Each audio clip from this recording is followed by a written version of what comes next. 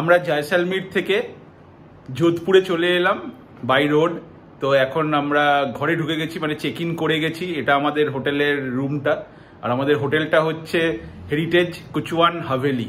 তো কুচওয়ান সিটি বলে একটা জায়গা আছে, সেই জায়গার এটা রাজপ্রাসাদ ছিল, তো সেটাকেই এখন হোটেলে কনভার্ট করে দেওয়া হয়েছে। তো তারই একটা রুমে আমরা রয়েছি। আমরা এর আগে এরকম রাজবাড়িতে ছিলাম, ইটাচুনা রাজবাড়ি, তোমরা সেই ভিডিও দেখে নিতে পারো, আমার চ্যানেলে রয়েছে। তো চলো বাকি হোটেলটা পুরোটা তোমাদেরকে ঘুরে দেখাই।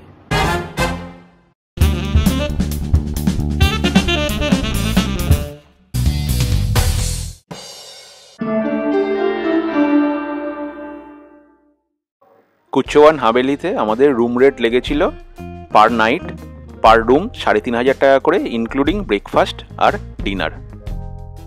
জয়সালমীর থর মরুভূমি থেকে যোধপুর শহর মোটামুটি ৩০০ কিলোমিটার।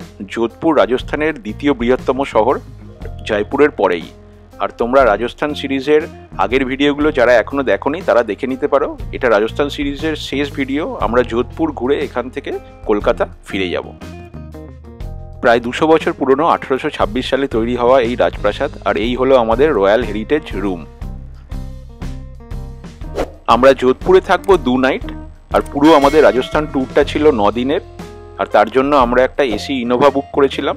তার ভাড়া লেগেছিল, আমি আগেই বলেছি, ৪৫,০০০ টাকা। পার ডে ৫,০০০ টাকা করে ধরতে পারেন। ফ্রেশ হয়ে আমরা বেরিয়ে পড়লাম সামনেই যোধপুরের মার্কেটটা দেখবো বলে। এই মার্কেটের নাম হচ্ছে সর্দার মার্কেট, আর মার্কেটের ভেতরে রয়েছে ঘন্টাঘর বা একটা ঘড়ি ঘর। তো ঘড়ি ঘরটাও দেখলাম, বেশ সুন্দর।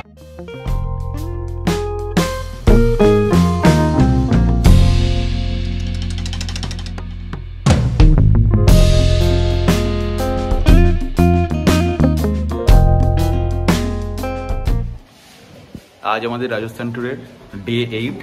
তো আমরা এখন যোধপুরে আছি, আর এই আমাদের হোটেলে জাস্ট আমাদের ব্রেকফাস্টটা শেষ হলো।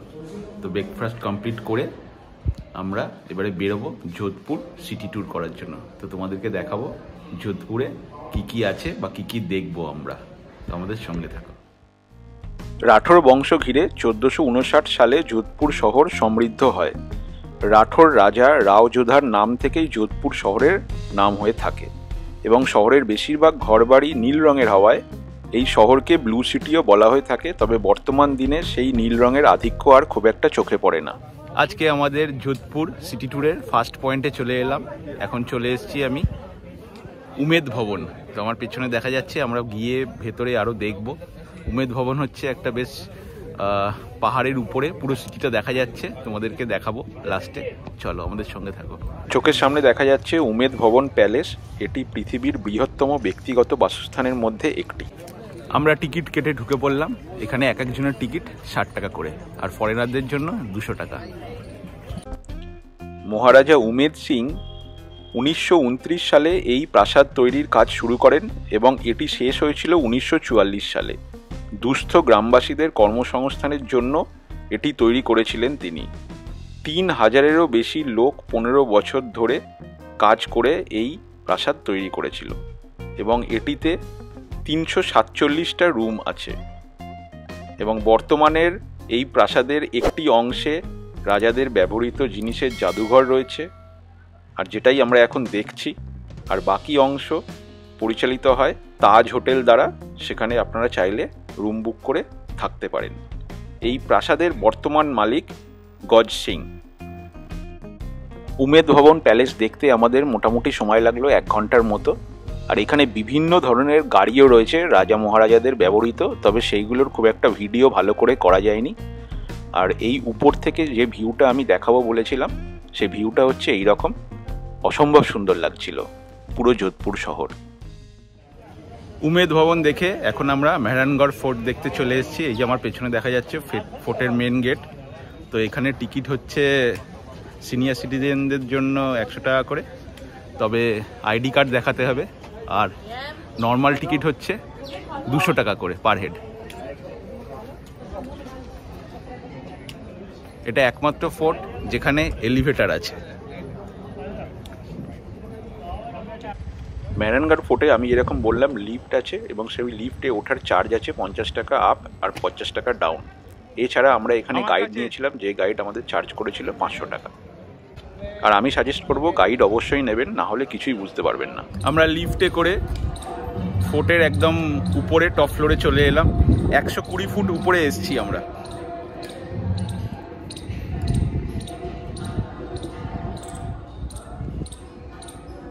ফোর্টের একদম উপর থেকে এই যোধপুর ব্লু সিটির ভিউ কিছুক্ষণ আমরা দেখে নিলাম। অসম্ভব সুন্দর এই দৃশ্য। আর এরপরে আমরা ফোর্টের ভেতরে ঢুকবো ফোর্টের বাকি অংশগুলো দেখার জন্য।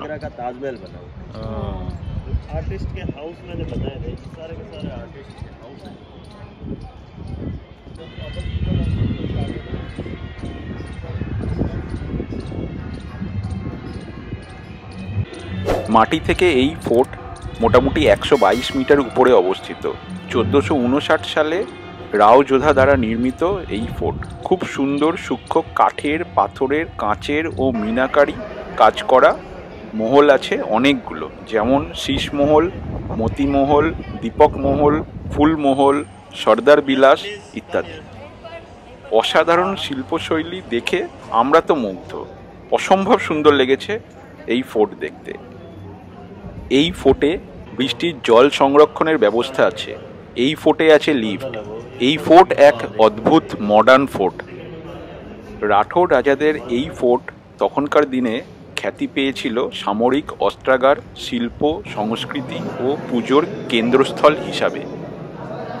এরপরে আমরা একে একে দেখে নিলাম মেহরানগড় ফোর্টের মহলগুলো, যার মধ্যে আছে শীষ মহল, ফুলমহল ও মতি মহল।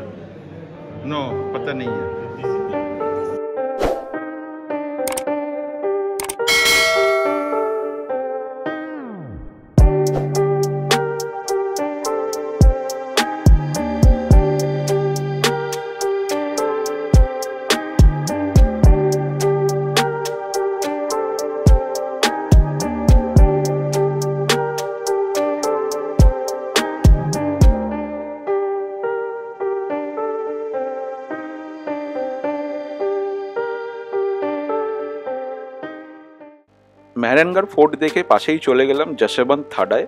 পাশেই একটা হ্রদ আছে, যেই হ্রদটা এই জায়গার সৌন্দর্য আরও বৃদ্ধি করেছে। আর যশবন্ত থাডায় ঢুকতে গেলে আপনাদের টিকিট কাটতে হবে 30 টাকা করে। 1899 সালে মহারাজা সর্দার সিং তার বাবা যশবন্ত সিংয়ের স্মৃতির উদ্দেশ্যে এই সৌধটি স্থাপনা করেছিলেন। প্রধানত মার্কানা মার্বেলের পাতলা শিট দিয়ে তৈরি এই প্রাসাদ জটিল কারুকার্য ও পালিশ করা। যোধপুর সিটি ঘুরে আমরা চলে গেলাম শপিং করতে। তারপরে আমরা লাঞ্চ করে আজকের দিনটা আমরা যোধপুরেই থাকবো। আর কালকে আমাদের যোধপুর থেকে কলকাতার ফ্লাইট আছে, যার ভাড়া লেগেছিল এক একজনের 9000 টাকা করে। তো আমাদের রাজস্থান ট্যুরের সমস্ত ভিডিও আজকে এখানেই শেষ হলো।